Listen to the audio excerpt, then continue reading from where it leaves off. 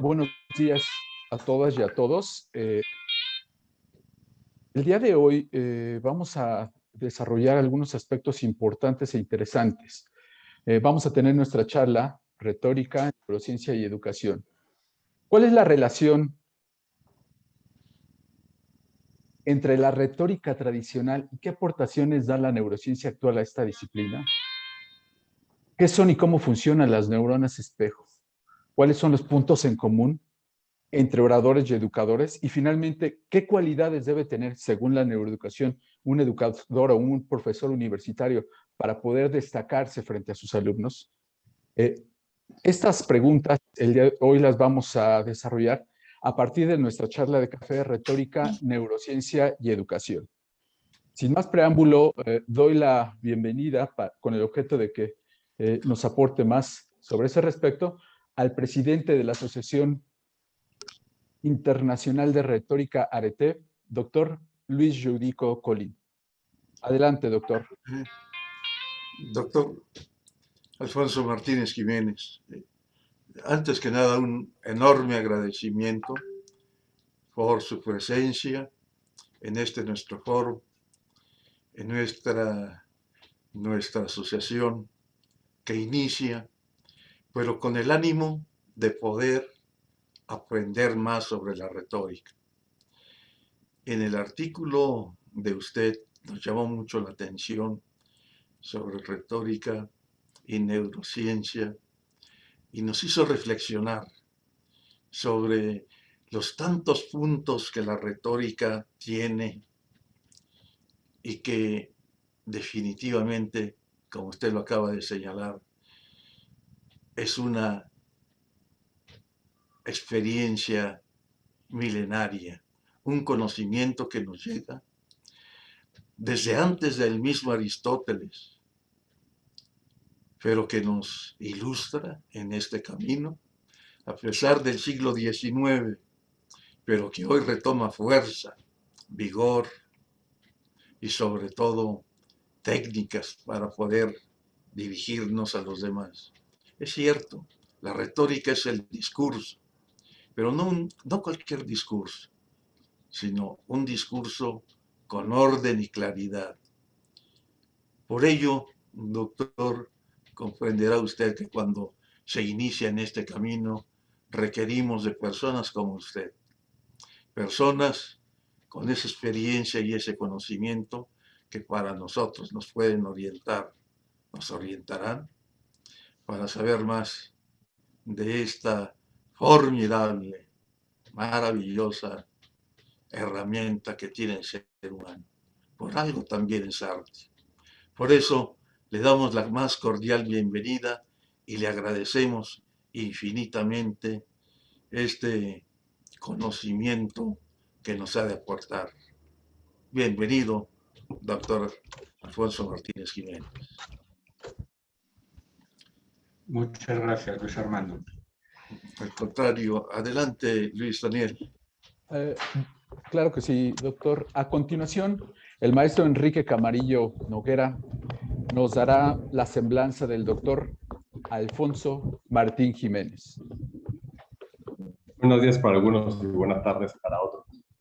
El día de hoy tengo la difícil tarea de presentar a un gran retórico, un gran estudioso, una persona que ha dedicado gran parte de su vida a conseguir los tres fines de los que hablaba Cícero: el enseñar, el conmover y el deleitar. El doctor Alfonso Martín Jiménez cuenta con el Premio Extraordinario de Licenciatura con estudios en Filología Hispánica, además de contar con un doctorado en Filosofía y Letras por la Universidad de Valladolid. Cuenta con estudios de Teoría de la Literatura en la Universidad de Minho, Praga, Portugal, y de Retórica en el Collège de France en París, Francia. Ha sido profesor de Teoría de la Literatura en la Universidad de La Coruña, en la Universidad de Santiago de Compostela y en la Universidad de Valladolid, donde actualmente es catedrático de la Teoría de la Literatura y Literatura Comparada.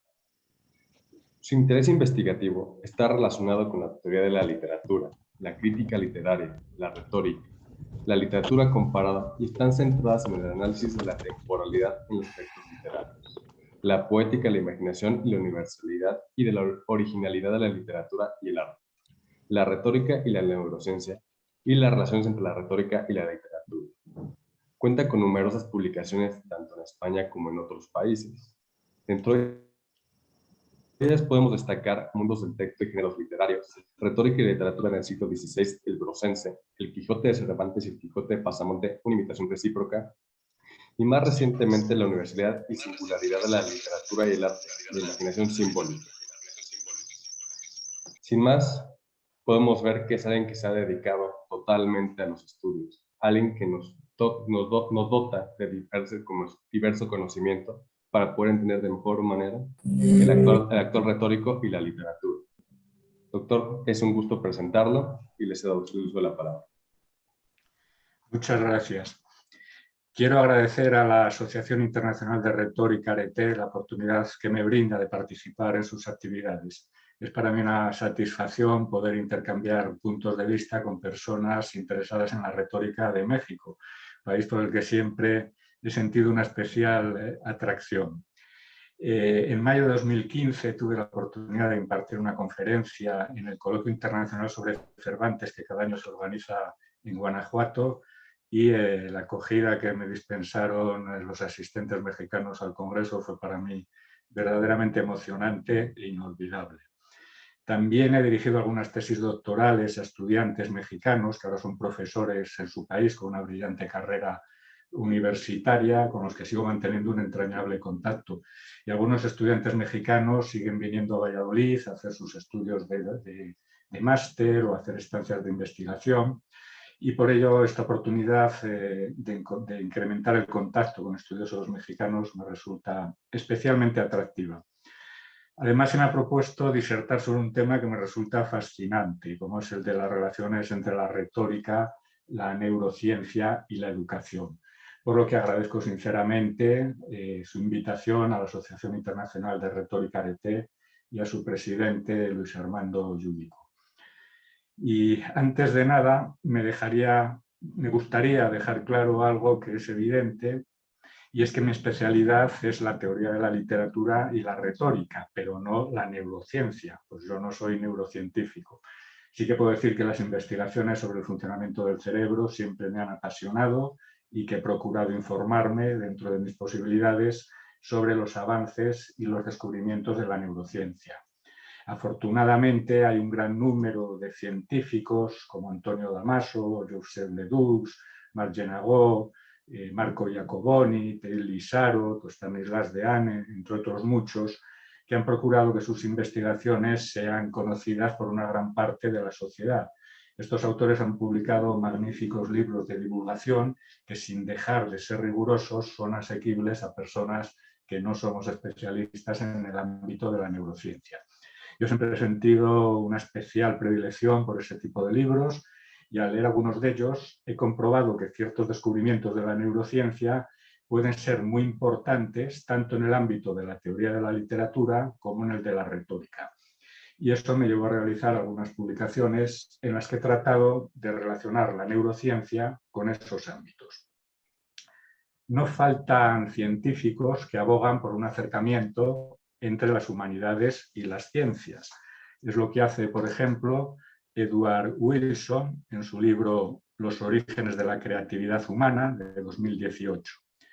El problema consiste en que los científicos no suelen tener una formación humanística y los humanistas muchas veces carecemos de formación científica, pero al menos podemos realizar un acercamiento a través del conocimiento de libros de divulgación rigurosos. Y eso es lo que pretendo hacer en esta charla. Para ello, voy a dedicar mi intervención a analizar las relaciones entre la retórica, la educación y la neurociencia, mostrando que los descubrimientos de la neurociencia corroboran ciertas intuiciones muy importantes de la retórica tradicional y que la oratoria y la docencia, aun siendo prácticas diferentes, comparten muchos aspectos, ya que tanto el orador como el profesor se dirigen a una audiencia con la finalidad de motivarla, ya sea para que adopte una determinada decisión, como en el caso de la retórica, o para estimular su aprendizaje, como en el caso de la docencia. Como profesor universitario siempre me ha interesado la retórica y la docencia y considero que ambas pueden beneficiarse mutuamente, así como ser auxiliadas por los descubrimientos de la neurociencia. En este sentido, voy a referirme en mi intervención a 3 aspectos que considero muy importantes en los ámbitos de la retórica y de la educación. En primer lugar, comentaré la importancia que los antiguos retores otorgaron a los elementos emocionales y racionales para persuadir. En segundo lugar, me referiré a la importancia que la retórica atribuyó a la operación retórica de la actio o pronunciatio. Y en tercer lugar, comentaré muy brevemente algunas habilidades de los buenos profesores relacionándolas con las habilidades de los oradores. Por lo que respecta, en primer lugar, a los elementos emocionales y racionales, la retórica estableció desde sus inicios que ambos eran necesarios para lograr la persuasión. Ya en el siglo V a.C., en Sicilia, la cuna de la retórica, Corax insistió en la necesidad de argumentar de manera verosímil, mientras que Empédocles de Agrigento desarrolló una retórica denominada psicagógica, basada en los afectos, en conmover a los destinatarios. Por eso la retórica desde sus inicios ya consideró muy importantes tanto los aspectos emocionales como los racionales. Aristóteles, posteriormente, otorgó mucha importancia a la parte racional o argumentativa del discurso, destacando la necesidad de buscar la probabilidad y la verosimilitud, pues los hombres se mueven a partir de sus creencias sobre lo que es probable o verosímil. Pero Aristóteles también se interesó por la parte emocional y estableció un listado de las emociones que puede suscitar el orador. Y en la época romana, autores como Cicerón y Quintiliano también destacaron los aspectos racionales y emocionales del discurso. Quintiliano, recogiendo una tradición anterior, distinguió las emociones exageradas, desmesuradas, de aquellas que le parecían éticas o virtuosas. Y por eso propuso el concepto de ética de los afectos. De manera que los afectos son las emociones virtuosas que están dentro de un cauce y que son las que debe propiciar el orador, y las pasiones serían las emociones desmesuradas, exageradas, que deben ser evitadas porque carecen de ética. En la época romana se consolidaron las partes artis u operaciones retóricas, la inuentio, que se encarga del hallazgo de las ideas del discurso, la dispositio, que se encarga de disponer las ideas de la inuentio de la manera más favorable para el orador, la elocutio, que trata de engalanar el discurso dotándolo de belleza y claridad, la memoria, que suministra una serie de normas para que el discurso pueda ser memorizado, y la actio o pronunciatio, que consiste en una serie de consejos sobre la mejor manera de poner en escena y de pronunciar el discurso en público ante el auditorio.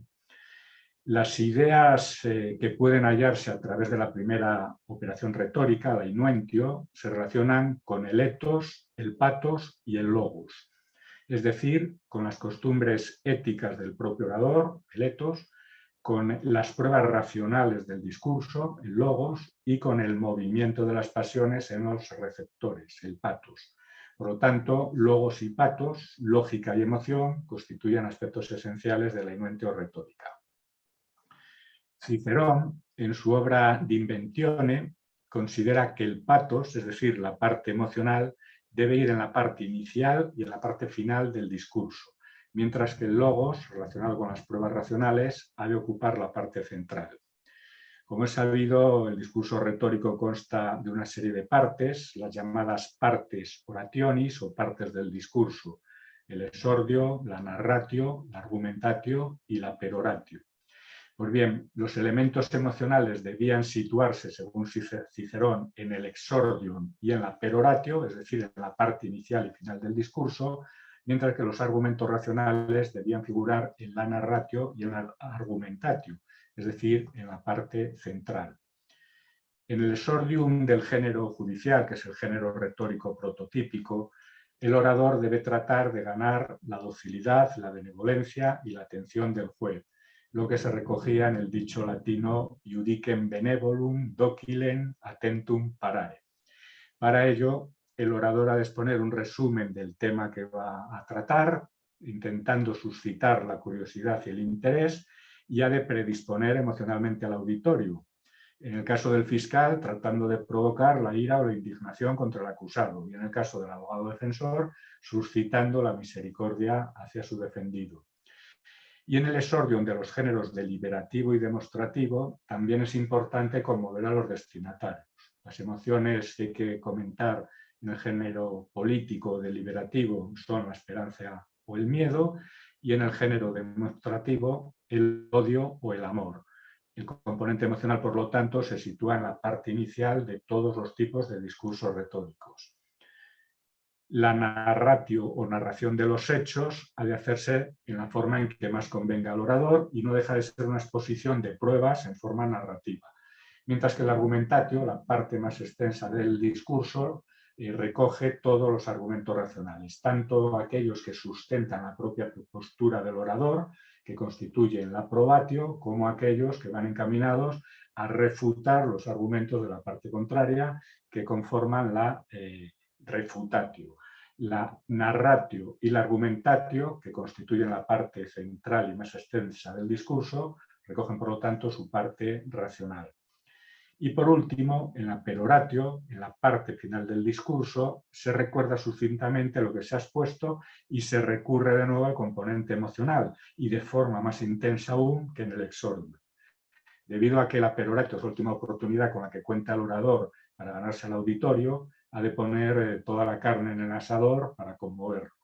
Se sabía que los efectos de las emociones eran intensos, pero de corta duración, y por eso se dejaban para el final del discurso, de manera que los jueces o el auditorio estuvieran condicionados emocionalmente a la hora de tomar su decisión. En suma, los discursos retóricos constan de un componente emocional y de un componente racional. Los aspectos emocionales se sitúan al principio y al final del discurso, y los elementos racionales en su parte central.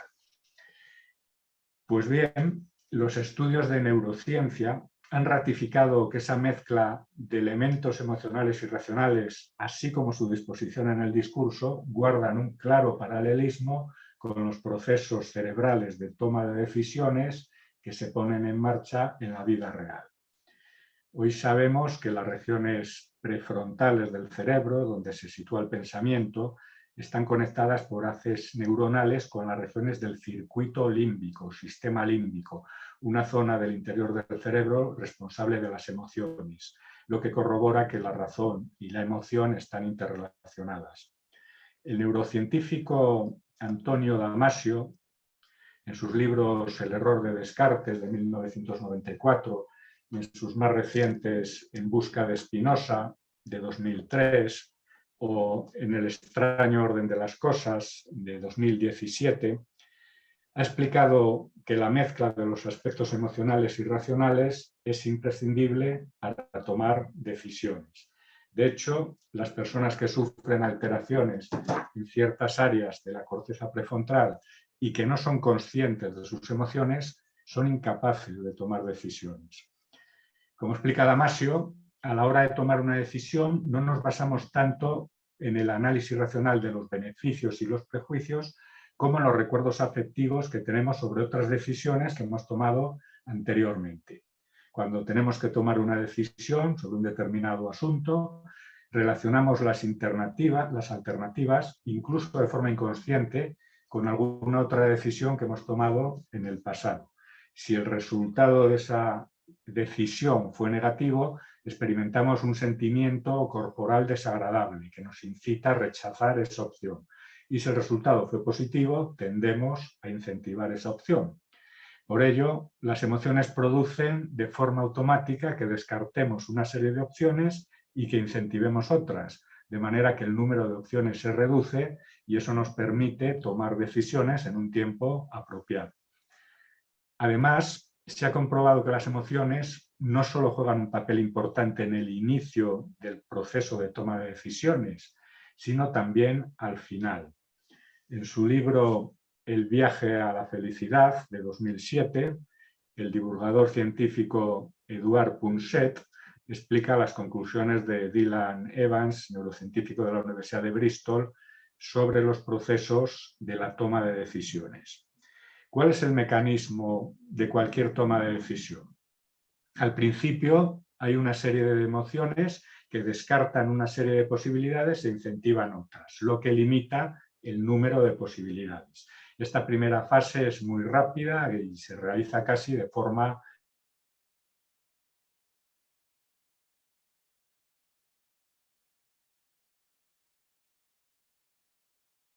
desde un punto de vista, como digo, racional. Pero hay tantos datos que sopesar y es tal la proliferación de argumentos que la lógica de la razón no termina de imponerse. Si solo contáramos con la razón, nunca tomaríamos decisiones. Afortunadamente, al final reaparecen como una tabla de salvación las emociones que nos inclinan definitivamente a elegir una opción. Si antes no sabíamos para qué servían las emociones, ahora constatamos que si no fuera por ellas no podríamos tomar decisiones. A la lentitud de los procesos racionales de decisión se opone el ritmo fulminante de las intuiciones emocionales. La presencia de las emociones, por lo tanto, es bipolar. Se sitúan al inicio y al final de todos los procesos de toma de decisiones. Al inicio, para eliminar determinadas opciones, disminuyendo el número de posibilidades, y al final para decantarnos por alguna de las opciones que la razón por sí sola no podría elegir. Pues bien, los procesos de toma de decisiones en la vida real guardan un asombroso paralelismo con las partes del discurso retórico. En este, como he comentado, los elementos emocionales también se sitúan al inicio y al final, es decir, en el exordium y la peroratio. Y los elementos racionales están en el centro del discurso, en la narratio y en la argumentatio. Asimismo, el hecho de que el argumentatio tenga una mayor duración se relaciona con la necesidad de evaluar de forma lenta la gran cantidad de datos racionales que se sopesan en cualquier toma de decisión, mientras que la mayor brevedad del exordium y de la peroratio se acomodan a ese ritmo fulminante de las intuiciones emocionales. El discurso retórico pone en juego los recursos emocionales y racionales en el mismo orden y con la misma duración que los procesos de toma de decisiones. Es como si el orador llevara de la mano a los oyentes para que experimenten un proceso cerebral similar al que tendrían en la vida real si tuvieran que tomar una decisión, pero induciéndolos, claro está, a que adopten la decisión que le interesa al orador. Y esa mezcla de los recursos emocionales y racionales resulta muy importante también en el ámbito de la educación.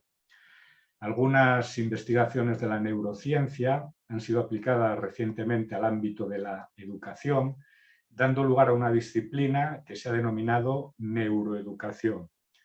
A este respecto, Francisco Mora, en su libro Neuroeducación de 2013, explica que la neurociencia resulta de utilidad para explicar algunos aspectos neuronales que considera básicos en la educación, como la emoción, la curiosidad, la atención, el aprendizaje o la memoria.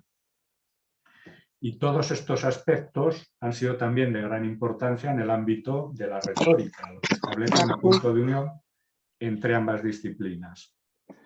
A juicio de Francisco Mora, las emociones resultan esenciales en la docencia, pues solo se llega a aprender aquello que se aprecia o que tiene un valor emocional.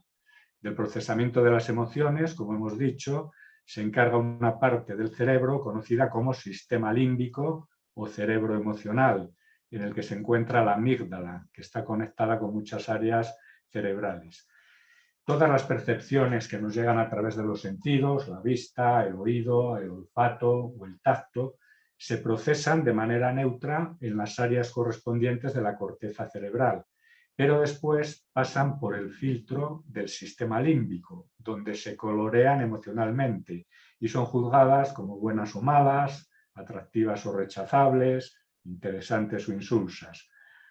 Y esa información ya impregnada de significado emocional pasa tanto a las áreas de la corteza cerebral en las que se elaboran los procesos mentales complejos, como al hipocampo, que es la zona en la que se registra la memoria.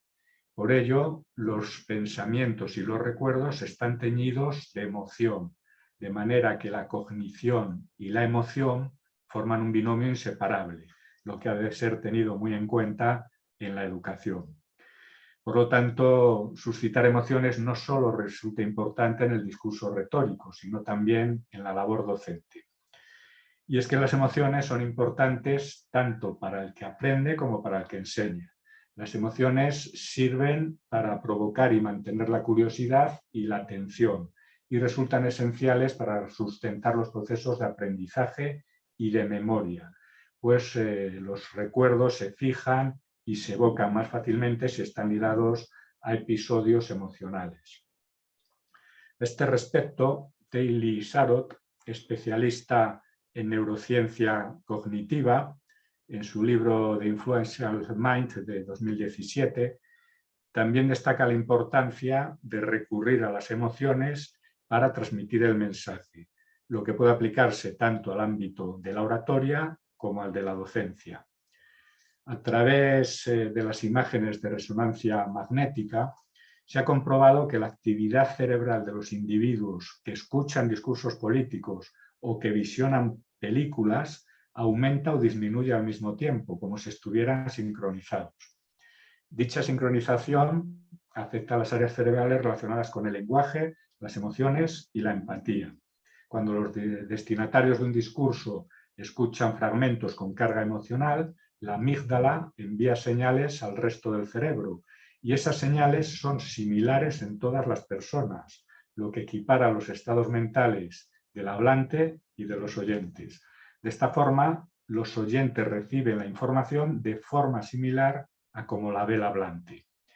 Por eso, provocar emociones no solo ayuda a comunicar las ideas, sino que también incita a quienes escuchan a compartir el punto de vista del hablante, y esto es muy importante. Las emociones se transmiten fácilmente a través del tono de voz o de la expresión facial o corporal, ya que nuestros cerebros, como explica Sarot, están programados para emitirlas y para percibirlas. Por eso, los profesores y los oradores deberían ser muy conscientes de que si ellos mismos se muestran emocionados, pueden alterar el estado emocional de sus oyentes, lo que colabora a que estos compartan lo que se les quiere transmitir. La retórica tradicional también recordaba que quien desee conmover a los demás debe mostrarse conmovido, y este lema es igualmente aplicable a la docencia. Si el profesor muestra su entusiasmo por la materia que imparte, podrá emocionar y estimular fácilmente a sus alumnos. Por lo tanto, los oradores han de saber gestionar las emociones para conmover a sus destinatarios y los docentes para incitar al aprendizaje, ya que, como expone Francisco Mora, los alumnos solo llegan a aprender aquello que aman o que les satisface emocionalmente. Francisco Mora, en su libro sobre la neuroeducación, que acabo de enseñar, también destaca la importancia de la curiosidad y de la atención, necesarias para cimentar el aprendizaje. A su juicio, sin curiosidad no hay atención ni conocimiento. La curiosidad, lo que es diferente y sobresale del entorno, enciende la emoción y esta a su vez provoca la atención. Los mamíferos somos curiosos por naturaleza, pues la curiosidad nos lleva al conocimiento de aspectos necesarios para la supervivencia. Y hoy sabemos que la satisfacción de la curiosidad produce un tipo de placer mental que comparte circuitos cerebrales con otro tipo de placeres físicos, como los derivados de la obtención del agua o de alimentos o de las relaciones sexuales. Sarot explica que al recibir una recompensa, como obtener agua o alimentos, las neuronas dopaminérgicas del mesencéfalo envían señales a otras zonas del cerebro, como el cuerpo estriado, que procesa las recompensas, y a otras áreas de la parte frontal del cerebro relacionadas con la planificación. Y esos mismos circuitos cerebrales también se activan cuando recibimos información. Esto me parece realmente interesante. Para procesar el conocimiento, el cerebro usa los mismos circuitos que se activan cuando procesa la satisfacción de necesidades básicas para la supervivencia, como la alimentación o la procreación. Y eso indica que el conocimiento y la obtención de información también resultan necesarios para desenvolvernos en el entorno y sobrevivir. y es que el conocimiento facilita la supervivencia y por eso el ser humano es curioso por naturaleza. Y los oradores y los docentes pueden valerse de esa curiosidad para estimular la atención de sus oyentes. A este respecto, Saros explica que los vacíos de información hacen que nos sentamos incómodos y que llenarlos nos resulta satisfactorio. Por eso, puede ser muy útil que los oradores y los profesores creen vacíos de información en sus oyentes, es decir, que les hagan darse cuenta de que desconocen determinadas cosas, porque en cuanto los oyentes son conscientes de que desconocen algo, inmediatamente quieren conocerlo y eso hace que estén a la expectativa. Por otra parte, el conocimiento de cosas positivas genera bienestar y el de cosas negativas malestar. Por ello, a la hora de tratar de persuadir a los demás, Sarot aconseja transmitir los mensajes de manera positiva, resaltando los aspectos más atractivos de las cosas, pues eso hace que los receptores se vuelvan más propensos a dejarse influir. Y en el ámbito de la docencia también es muy importante, como indica Francisco Mora, provocar la curiosidad de los alumnos. Para ello se pueden comenzar las clases con una frase o un pensamiento que resulte chocante, presentar problemas cotidianos o enigmas o introducir elementos novedosos que causen sorpresa o desconcierto. Al provocar la curiosidad de los estudiantes, se fomenta su disposición a aprender. Y es importante también dar tiempo a los alumnos para que piensen y argumenten por sí mismos las soluciones y felicitarlos por su resolución. A juicio de Francisco Mora, los buenos profesores tienen la capacidad de provocar la curiosidad de los alumnos, atrayendo y manteniendo su atención. Hoy se sabe que resulta complejo mantener la atención ante la explicación de un profesor durante demasiado tiempo. Por eso Francisco Mora aconseja limitar el tiempo de las exposiciones. En este sentido, los cursos denominados MOOC o cursos masivos abiertos que se imparten a través de Internet suelen estar formados por exposiciones muy breves de 10 o 15 minutos que ganan fácilmente la atención de los estudiantes. Y a la hora de impartir sesiones largas de 50 o más minutos de duración, conviene entrecortar la explicación cada 10 o 15 minutos con la inclusión de alguna anécdota, alguna reflexión personal, con la proyección de alguna imagen, de manera que esas interpolaciones sirvan como relajación o descanso a los alumnos entre los intervalos en los que han de fijar su atención. La retórica tradicional también insistía en la necesidad de atraer la atención de los oyentes, provocando su curiosidad desde el mismo sordium. ¿Recuerdan el dicho latino? Iudicem benevolum docilem attentum parare. Es decir, que en el esordio no solo hay que suscitar las emociones, sino que también hay que ganarse la atención de los oyentes. En este sentido, el consejo que propone Mora de iniciar las clases con algún motivo que llame la atención de los alumnos o que resulte sorpresivo, también tiene un claro paralelismo con los preceptos de igual signo aconsejados en el exordium, que era la parte inicial del discurso retórico. Asimismo, la conveniencia de incluir anécdotas a lo largo de la clase que permitan la relajación de los alumnos también tiene su equivalencia en los consejos que ofrecía la retórica para lograr la variabilidad del discurso, incluyendo anécdotas, ejemplos o digresiones que amenizaran la narratio o la argumentatio. Por lo tanto, los oradores y los profesores pueden provocar la curiosidad y la atención de sus oyentes mediante el uso de recursos emocionales, planteando su mensaje de manera positiva e incluyendo anécdotas o digresiones que permitan relajar momentáneamente la atención de los oyentes. Todo ello favorece la atención y el deseo de aprender por parte de los alumnos y predispone a los destinatarios del discurso retórico a dejarse influir por el orador. Otro aspecto que ha traído la atención de la neuroeducación es el de los procesos relacionados con la memoria. Los neurocientíficos han distinguido varios tipos de memoria.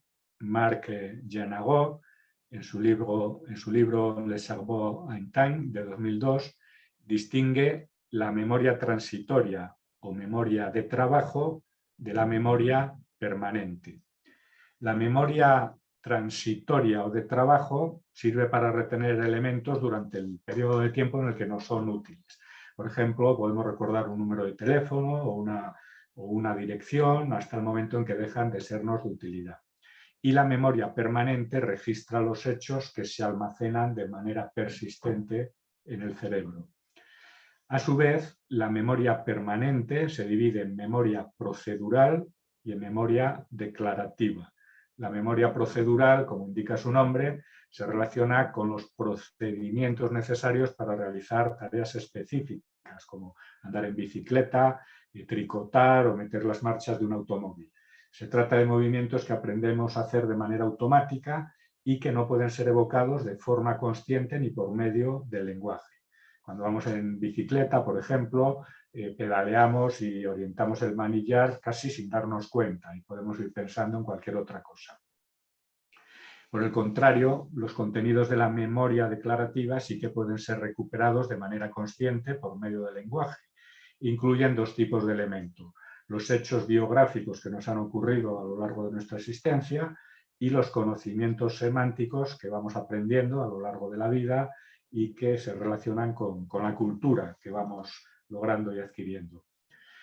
La fijación de los hechos biográficos depende del contexto emocional en el que se han producido, de manera que se fijan mejor los acontecimientos negativos de nuestra existencia, después los positivos y por último los intrascendentes.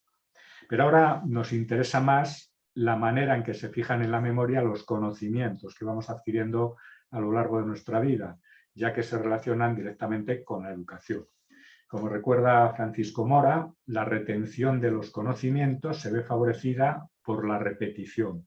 Cuantas más veces se repite un elemento, ya sea mentalmente o de manera oral, más fácilmente se grabará en los circuitos cerebrales de la memoria. De ahí que sea tan importante que los profesores repitan varias veces a los alumnos los conceptos que tienen que asimilar, y los alumnos, por su parte, deben repetir con insistencia los conceptos que quieran memorizar. Pues bien, la conveniencia de repetir de forma insistente los datos para facilitar su memorización ya había sido advertida por la retórica tradicional, que dedicaba una de sus partes artis, la memoria, a suministrar toda una serie de consejos para propiciar el aprendizaje memorístico del discurso. Y entre esos consejos cobraba especial importancia la repetición de los elementos más importantes, que debían ser indicados en el exordium, desarrollados en la narratio y en la argumentatio y recapitulados nuevamente en la peroratio. Por otra parte, la recuperación de los conocimientos aprendidos puede hacerse más difícil con la edad. A medida que nos hacemos mayores y que nos adentramos en la vejez, nos va costando cada vez más recordar ciertos nombres o ciertos contenidos. Sin embargo, la memoria procedural, que tiene que ver con la realización de movimientos automatizados, como andar en bicicleta, tricotar o conducir un automóvil, permanece intacta a lo largo de la vida. Una vez que aprendemos a andar en bicicleta, no lo olvidamos nunca. Así que podríamos aprovechar esa persistencia de la memoria procedural para mejorar nuestra técnica expositiva y, más concretamente, los automatismos relacionados con la operación retórica del actio o pronuntiatio. Sería muy conveniente, a mi modo de ver, que los oradores y los profesores incorporaran a su memoria procedural los automatismos relacionados con dicha operación retórica, a la que me referiré brevemente en la segunda parte de mi intervención. Pero yo anticipo que poner en práctica esta operación puede resultar muy dificultoso, pues a muchas personas les cuesta mucho hablar en público, les cuesta mucho mirar a su auditorio o les cuesta gesticular con naturalidad para resaltar los contenidos. Pero con un poco de práctica es posible llegar a automatizar estos procedimientos de forma que surjan con naturalidad y sin esfuerzo. Y eso permite centrarse en los contenidos que se quieren expresar. Por eso sería muy conveniente que los profesores o que las personas que tienen que hablar frecuentemente en público hicieran un esfuerzo desde el inicio de su carrera para incorporar todos estos automatismos del actio o pronuntatio a su memoria procedural, de manera que pudieran ejecutarlos de forma mecánica, natural y sin ninguna dificultad. Una vez comentada la relevancia de los aspectos emocionales y racionales en los ámbitos de la retórica y de la educación, pasaré a ocuparme, en la segunda parte de mi intervención, de la importancia que la retórica tradicional otorgó a la operación retórica de la actio o pronunciatio. Como es bien sabido, esta operación retórica proporciona consejos para pronunciar y escenificar el discurso ante el auditorio y se relaciona por un lado con los gestos, los movimientos y la apariencia del orador y por otro lado con la forma de usar su voz. Hemos hablado anteriormente de la conveniencia de suscitar emociones en los oyentes y la mejor manera de suscitarlas consiste en que el propio orador se muestre conmovido. Para ello, la retórica otorga una gran importancia a la emoción que transmite al orador por medio de su voz y de su gesticulación, aunque siempre dentro de los límites que marca el decoro y sin caer en exageraciones. En este sentido, la retórica estipula que los gestos y la voz del orador deben ajustarse al contenido del discurso, de manera que lo resalten sin contradecirlo. Pues bien, esta estrecha relación entre el lenguaje y la gesticulación, enfatizada por la retórica, ha sido confirmada por la neurociencia. En este sentido, el reciente descubrimiento de las neuronas espejo ha venido a refrendar la importancia de esa operación, de esa relación, mejor dicho, entre el habla y la gesticulación. Las modernas técnicas de exploración cerebral permitieron descubrir, a partir de la década de 1990, las llamadas neuronas espejo, situadas en el lóbulo frontal y en el lóbulo parietal de nuestro cerebro. Se trata de un tipo de neuronas motoras y perceptivas que no solo se activan cuando hacemos una acción, sino también cuando vemos que otra persona la realiza. Cuando vemos a otra persona realizar una acción en un contexto determinado, las neuronas espejos simulan en nuestro cerebro, sin que lleguemos a hacerla, la acción de la otra persona, lo que nos permite comprender de forma inconsciente y automática su intención. Pues es la misma que tendríamos nosotros si realizáramos esa acción. Las neuronas espejo se denominan así porque simulan en nuestro cerebro las acciones que vemos hacer a otras personas. Marco Iacoboni, en su libro Las neuronas espejo, de 2008, explica que este tipo de neuronas nos ayudan a simular en nuestro cerebro las intenciones de los demás y eso nos permite entender sus estados mentales. Pero las neuronas espejo no solo se relacionan con el entendimiento de las intenciones de los demás, sino también con la comprensión de sus emociones.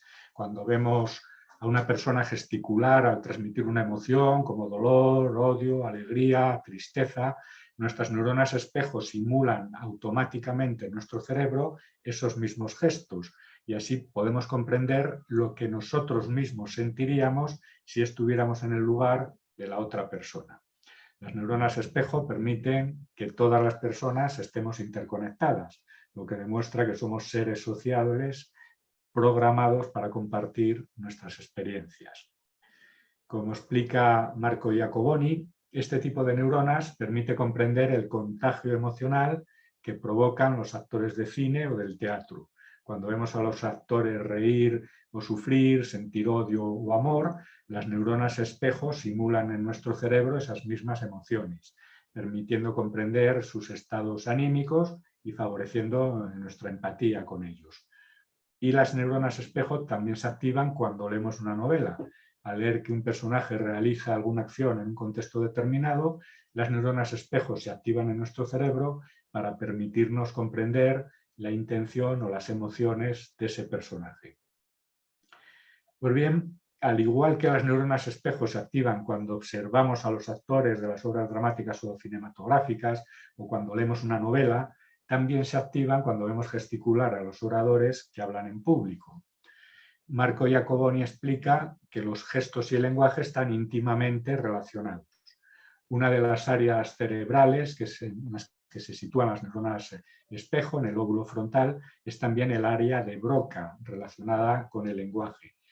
Y nuestras neuronas espejo permiten que cuando vemos y oímos a otras personas hablar y gesticular, simulemos en nuestro cerebro sus palabras y sus gestos, y así comprendemos fácilmente lo que nos quieren transmitir.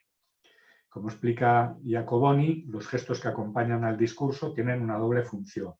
Ayudan a los hablantes a expresar mejor sus emociones y sus pensamientos y ayudan a los destinatarios a entender lo que se está diciendo. Los oyentes del discurso comprenden perfectamente cómo se siente el orador a través de sus gestos y de su voz y perciben con facilidad sus emociones.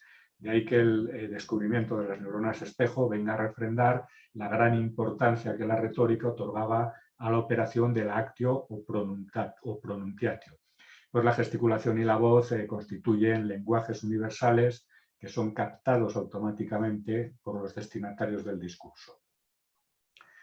Marco Iacoboni también insiste en la importancia de que los gestos no contradigan el mensaje oral, tal y como estipulaba la retórica tradicional, y lo ejemplifica en el ámbito de la docencia. Supongamos que un profesor de matemáticas tiene que explicar a sus alumnos que las dos partes de una ecuación son equivalentes.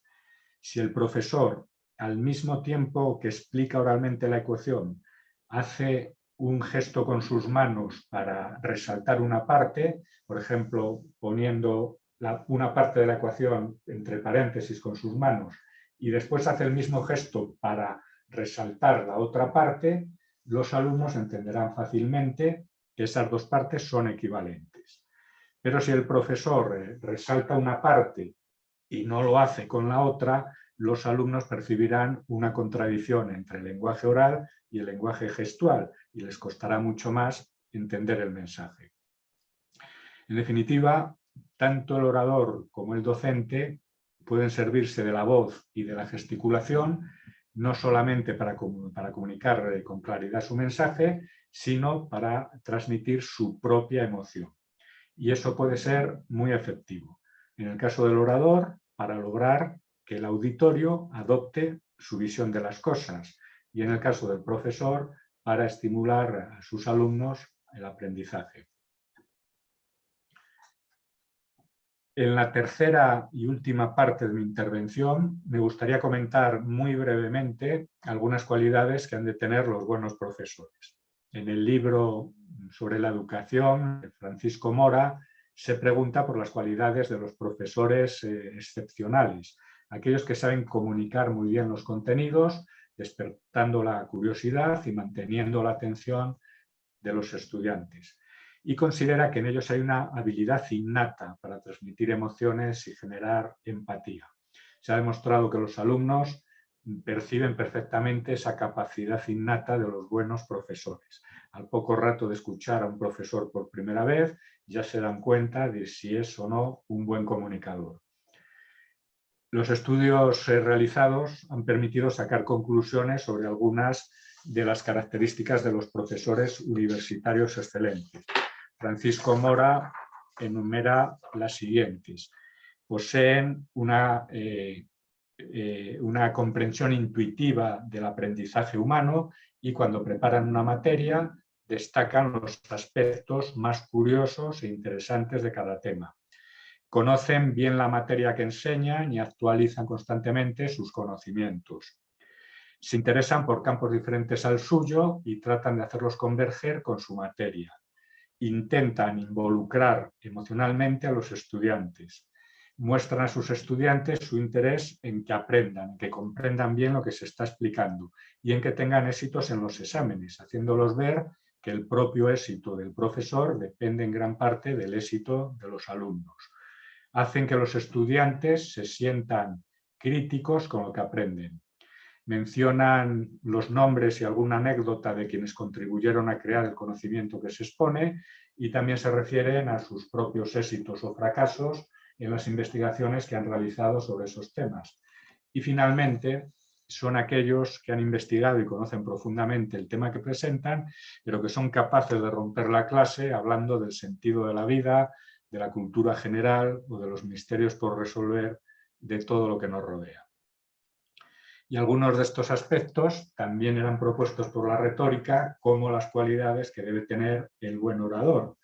Así, autores como Cicerón o Quintiliano insisten en que el orador, como buen profesor, debe hacer interesante el tema desde el inicio del discurso, ha de tener una formación enciclopédica y ser un experto en el hablar, tiene que involucrar o mover emocionalmente a los oyentes, debe emplear las aportaciones de las autoridades y referir su propia y modélica experiencia, y ha de ser capaz de relacionar el tema del discurso, que la retórica denominaba hipótesis, con cuestiones de índole general relativas a la existencia común, que la retórica denominaba tesis.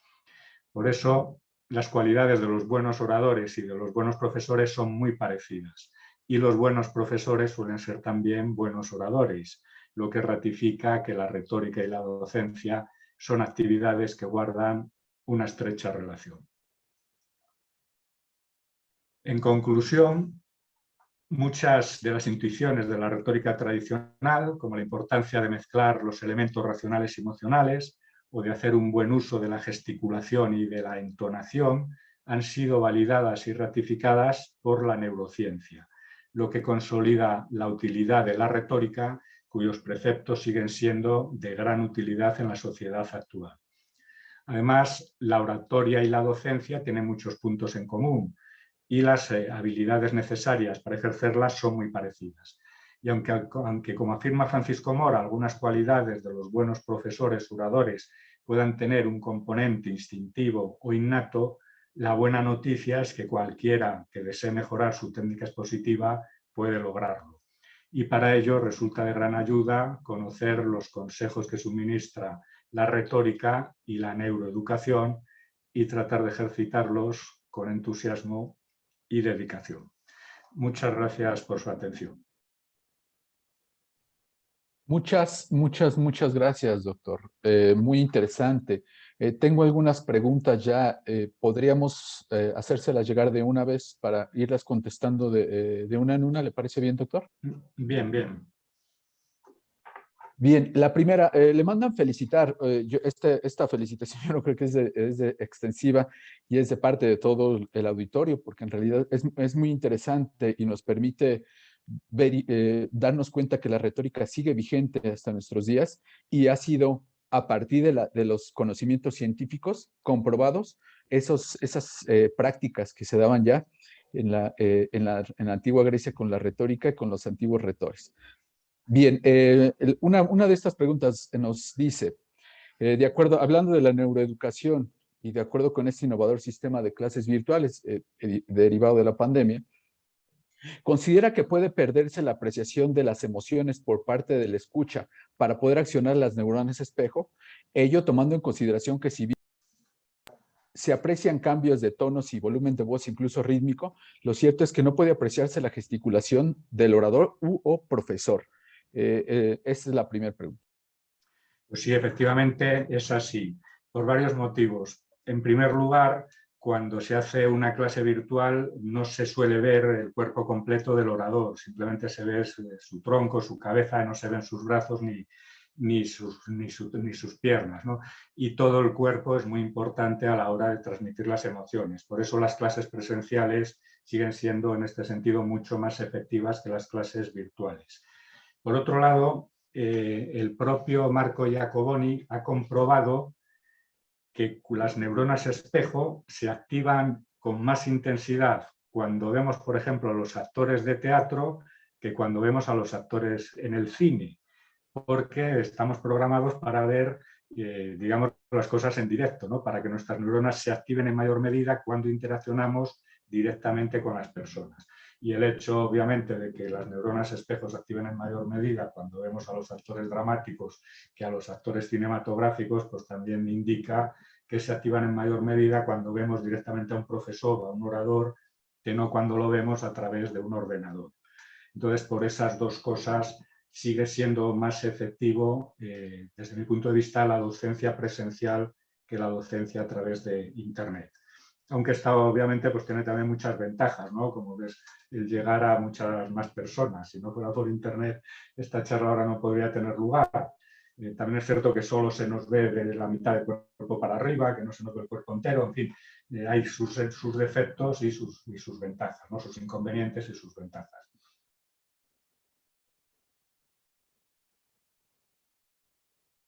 Muchas gracias, doctor. Otra pregunta es, ¿qué sugiere para incorporar a la memoria procedural automatizaciones retóricas? Bueno, esto tiene que ver con los mecanismos de la actio pronunciatio, que es seguramente la operación más difícil de poner en práctica. Uno puede construir el discurso, puede memorizarlo, pero a la hora de ponerlo en público, pues vienen las grandes dificultades, especialmente en la gente que comienza a hacerlo, porque mucha gente se siente insegura, tiene miedo de hacer el ridículo. Pronunciar un discurso en público es muy difícil, porque estamos en una situación de inseguridad total. Todo el mundo tiene, sobre todo al principio, como digo, mucho miedo a hacer el ridículo, a quedar mal, a que se le olviden las cosas que tiene que decir, a ponerse nervioso y trastabillarse. Entonces es una situación difícil que hay que aprender a hacer. A muchas personas les cuesta mucho cosas esenciales que nos indica la retórica, como mirar directamente al auditorio. Por ejemplo, cuando hablamos en público podemos tener timidez y no atrevernos a mirar a la gente con la que estamos hablando. Bueno, pues eso hay que vencerlo cuanto antes. Hay que mirar al auditorio, es imprescindible ir mirando a todo el auditorio para que todo el mundo se dé por aludido y se sienta concernido, y si nos cuesta hacerlo, pues tenemos que forjarnos. En las primeras veces que damos clase o las primeras veces que hablamos en público, tenemos que forzarnos a mirar al auditorio hasta que eso ya nos salga de manera natural. Llegará un momento en que mirarás tranquilamente a la gente sin que eso te cueste ninguna dificultad. Y lo mismo ocurre, quizás esto sea más difícil todavía, con la gesticulación. Muchas personas no saben bien cómo mover las manos, cómo gesticular, cómo mover su cuerpo, cómo orientarlo, y esto pues también es dificultoso mover las manos con naturalidad de manera que refuercen los contenidos. Hay personas que se sienten ridículas cuando mueven las manos o que les cuesta mucho acomodarlas a los contenidos que se van diciendo oralmente.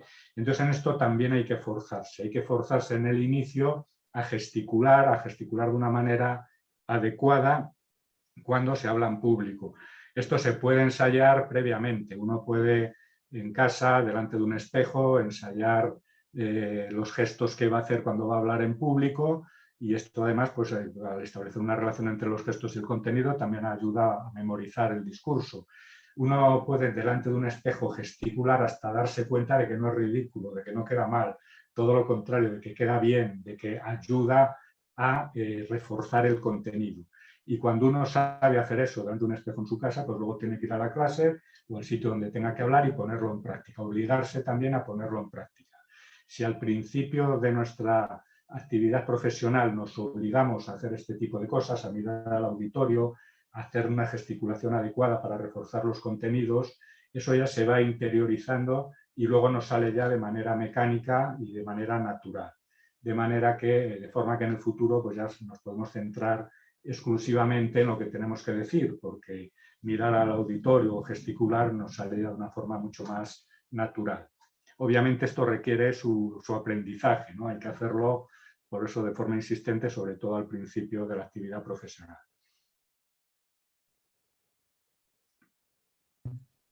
Otra pregunta más que me imagino, yo creo que yo también tengo esta inquietud derivado de esta situación. Nos decía usted, bueno, yo no soy experto en neurociencia, pero sin duda usted se ha documentado muy bien sobre la neurociencia y nos ha llevado y ha llevado estos conocimientos de la neurociencia a partir de comprobar cómo la retórica ya nos daba estas prácticas milenarias y que son efectivas. Entonces, ¿cómo puede surgir la empatía a través de las neuronas espejo o las neuronas de la empatía con el uso de una mascarilla o cubrebocas en niños y adultos? ¿Cómo afectará a corto, mediano o largo plazo la utilización de esos cubrebocas? Con relación a esto que nos está aconteciendo. Pues obviamente lo dificultará la empatía, porque no es lo mismo ver toda la cara de una persona que no ver solo sus ojos. Los ojos también son muy importantes, a través de los ojos se pueden transmitir emociones, pero claro, es mucho más fácil transmitirlo a través de todo el rostro que no solo a través de los ojos. De hecho, hay veces en que estoy en clase y un estudiante me hace una pregunta y miro a otro distinto, porque la mascarilla me ha impedido darme cuenta de quién era el que había hecho la pregunta. Contesto a uno que no ha hecho la pregunta. Sí, Entonces me hace así un gesto como diciendo que no he sido yo. Entonces ya tienes que mirar al que realmente te ha hecho la pregunta. Dificulta la comunicación en todos los sentidos. Casi no sabes ni quién ha hablado en una clase. Y por lo tanto, pues obviamente pues, es una dificultad. También hemos aprendido a reconocer a las personas solo a través de sus ojos cuando van con mascarilla y a reconocer sus emociones, ¿no? Es un aprendizaje que al que nos hemos visto forzados cuando la gente va con mascarilla. Pero obviamente sería mucho más fácil transmitir la empatía sin usar mascarillas. Esa es otra de las ventajas, por ejemplo, de Internet en época de pandemia. Ahora estamos todos sin mascarillas. Si estuviera yo en clase, tendría que estar con la mascarilla puesta. claro, sí, por supuesto. Eso nos acontece. Y derivado de esta circunstancia, yo leía lo que es su ensayo, su escrito, La retórica clásica y la neurociencia actual. Nos da algunos elementos y las emociones y la persuasión también.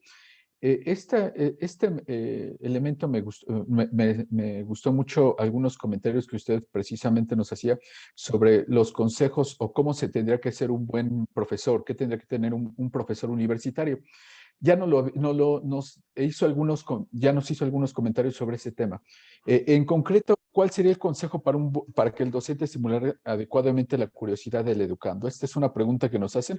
Yo la percibí hace unos momentos, pero quizá la persona que nos la hace, ¿no? No sé si nos pueda resumir a lo mejor un poquito cuál sería un buen consejo. Bueno, según Francisco Mora, que se refiere a ese tema en su libro sobre la neuroeducación, esa es una habilidad en gran parte innata. Hay personas que perciben lo que resulta curioso y lo que resulta atractivo y se lo transmiten también a sus alumnos. Pero en tratándose de una cualidad que pueda ser innata, también es obvio que cualquier persona que trate de ejercitar esa opción pues puede hacerlo. ¿Cómo suscitar la curiosidad? Pues tratando de relacionar el tema con cosas de la existencia, por ejemplo, o haciendo preguntas sobre cosas que los alumnos no se hayan planteado nunca. Preguntas de cualquier tipo, ¿no? En mi clase, siempre que se me ocurre alguna cosa, pues se lo pregunto a los alumnos para suscitar su curiosidad, que pueden ser las cosas más variadas dependiendo de lo que estés hablando. ¿Os habéis preguntado alguna vez por qué nos gustan los paisajes o por qué determinados rostros nos resultan hermosos? Bueno, pues si nunca se lo han planteado, pues enseguida empiezan a planteárselo y eso atrae su curiosidad. Obviamente, esto hay que hacerlo con respecto al tema del que se esté hablando. Al comenzar la clase, dependiendo de aquello de lo que vayas a hablar, se puede hacer algún tipo de pregunta que suscite la curiosidad, relacionándola en la medida de lo posible con temas de la vida diaria de los alumnos o incluso de temas de actualidad. Eso suele ser muy efectivo. Relacionar, si es posible, lo que se está contando en la clase con algo que haya pasado hace poco y que haya salido en las noticias y que todo el mundo conozca. Ese tipo de cosas pueden ayudar a suscitar la curiosidad. Básicamente depende obviamente de cada disciplina. En algunas será más complicado suscitar la curiosidad que en otras, pero cuanto más facilidad tenga también el profesor para ver qué pueda resultar interesante, más fácil será. Se trata de tratar de buscar qué pueda suscitar la curiosidad, qué pueda resultar interesante para el auditorio que tengamos, dependiendo de su edad, dependiendo de sus características. Gracias, doctor. Una de las últimas preguntas. Yo como todo abogado, mi formación de abogado, me permite más visualizar lo que es actualmente los procesos. Me pareció muy interesante esta parte que nos dice usted sobre el discurso retórico, cómo la neurociencia viene a comprobar este discurso retórico y la necesidad de hacerlo con el exordium, la narratio, la argumentatio y la peroratio. Yo lo veo igual también en el proceso en sí o en un juicio, ahora con las novedades o los juicios orales. Tiene una parte que es un alegato de apertura o de inicio. Algunos le dicen después o posteriormente viene la fase probatoria, que podría yo decir que es la primera parte del exordium, la parte un poco emocional. Después vienen las partes la narratio y la argumentatio, la parte argumentativa con el caudal probatorio y después un discurso de clausura, de conclusiones, que también tiende a ser emocional, que es la peroratio. En ese sentido, la neurociencia de nueva cuenta nos lleva a comprobar esta conformación de los juicios y cómo es que tienen que influir en el juzgador. Aquí me surge o tomo una pregunta también de nuestro público con base en esto. Nos dice esta persona, he notado que el juzgador en audiencia, por medio de videoconferencia, las que se desarrollan así, no percibe las neuronas espejo, ya que es limitado el lenguaje corporal en línea. Es decir, tenía una conformación y una naturaleza el juicio de acuerdo a estas discurso retórico. ¿Qué pasa ahora con esta nueva modalidad? Y nos dice entonces, yo no noto que el juzgador en audiencia, qué tan efectivo sea que llevar audiencias de estas características, porque a veces el juzgador no percibe, no percibe estas emociones que pueden expresar en las partes o los abogados, los postulantes.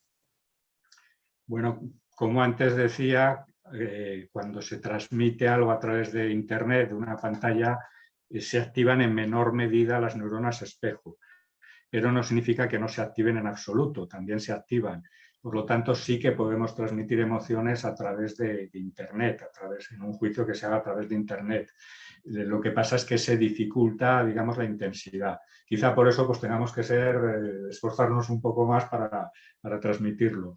También es verdad que cuando se hacen retransmisiones a través de Internet no suele salir el cuerpo entero del orador o del abogado, del fiscal, el que hable en un juicio, y eso pues también dificulta las cosas. Entonces, ¿qué parte del cuerpo tenemos disponible para transmitir oraciones? Pues fundamentalmente el rostro.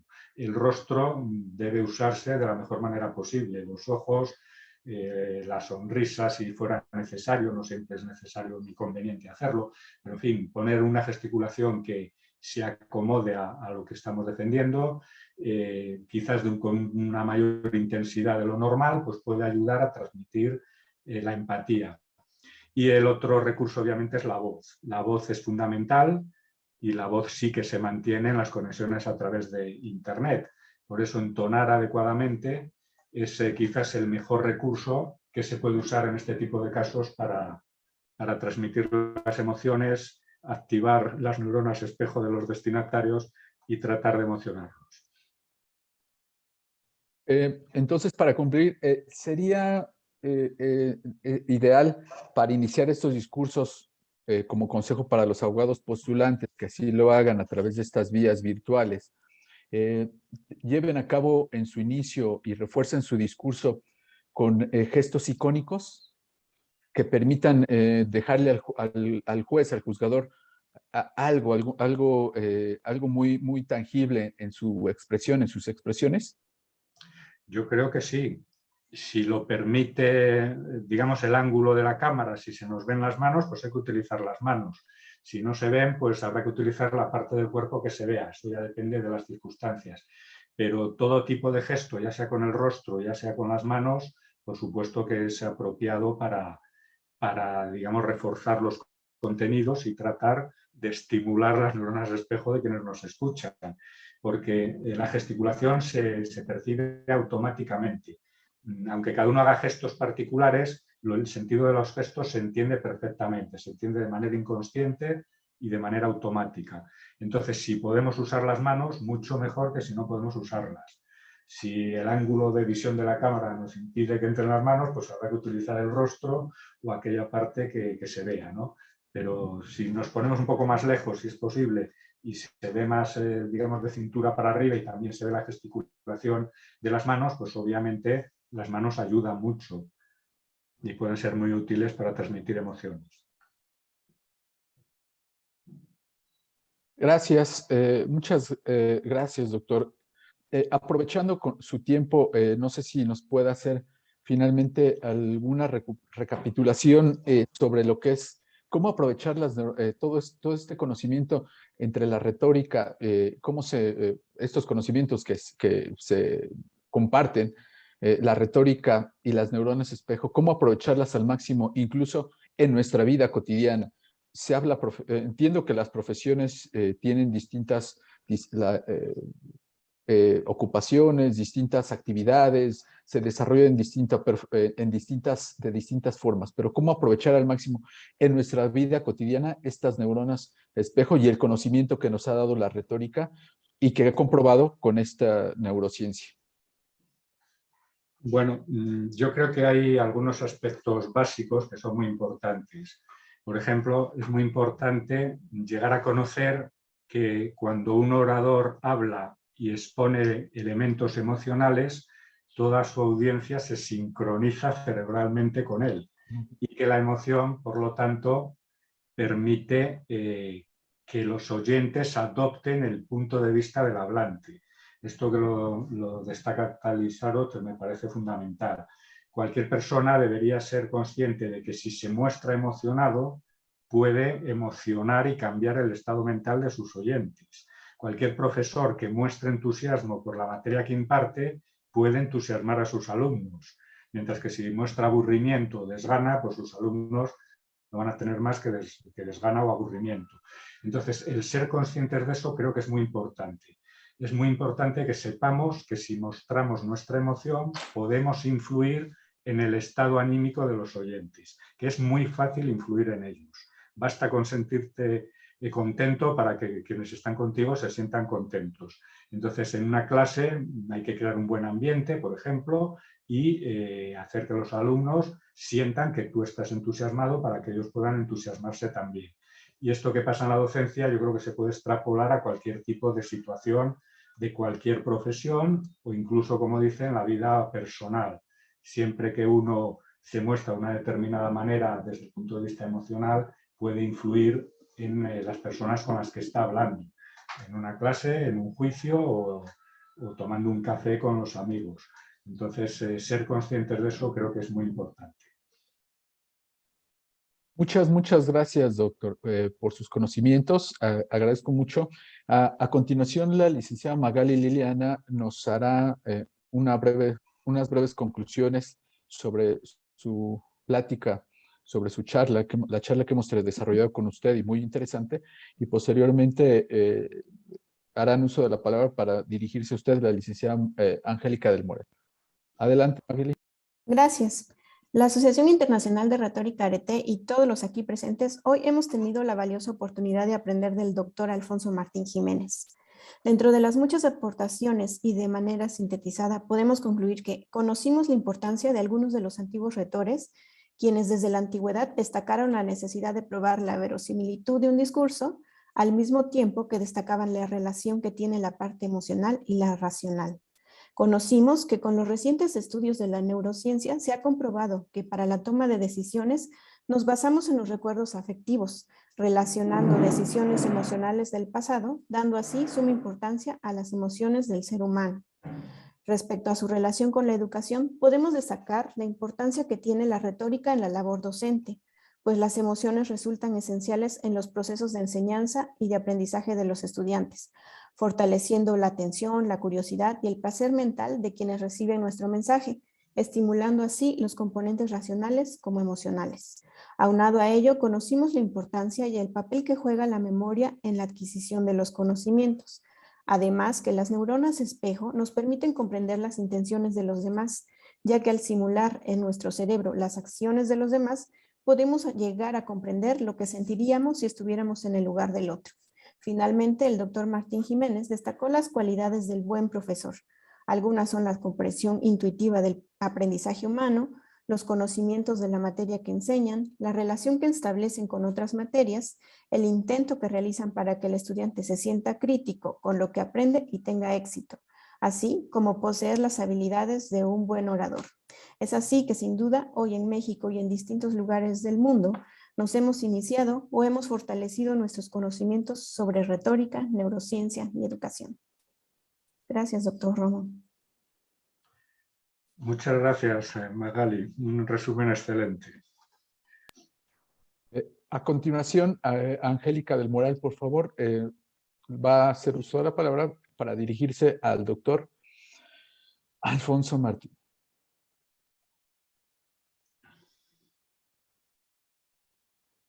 Buenos días, doctor. Buenos días. Antes que nada, reiterarle la felicitación que se ha hecho por su interesante, verdaderamente tema de retórica, neurociencia y educación. En ese tenor y a nombre de Asociación Retórica Internacional Arete, le otorgamos el reconocimiento por su encantadora participación, por su capacidad de síntesis, por esa capacidad de reflexión que ha dejado en todos nosotros. Permítame un momento, déjeme ver si podemos compartirlo.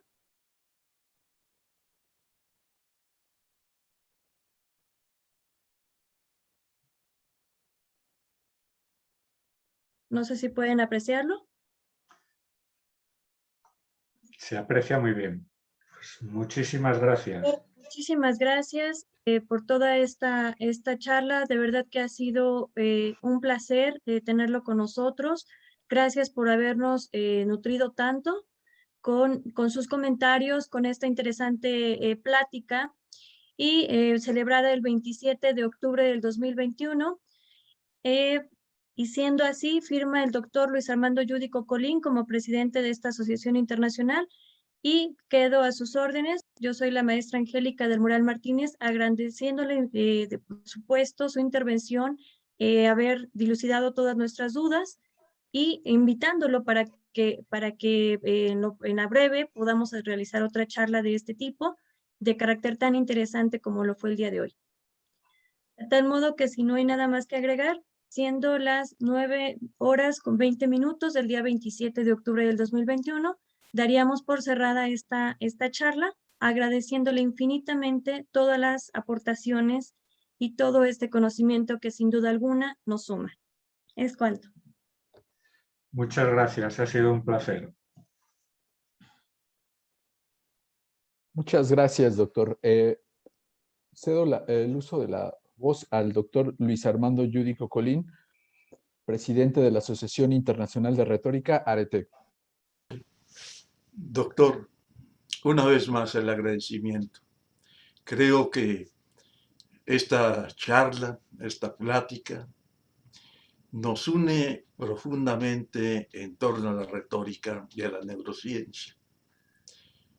Es maravilloso haber escuchado, pero sobre todo estos lazos que nos van a unir a partir de ahora entre su universidad de Valladolid y esta asociación de retórica incipiente que aspira a conocer más la retórica.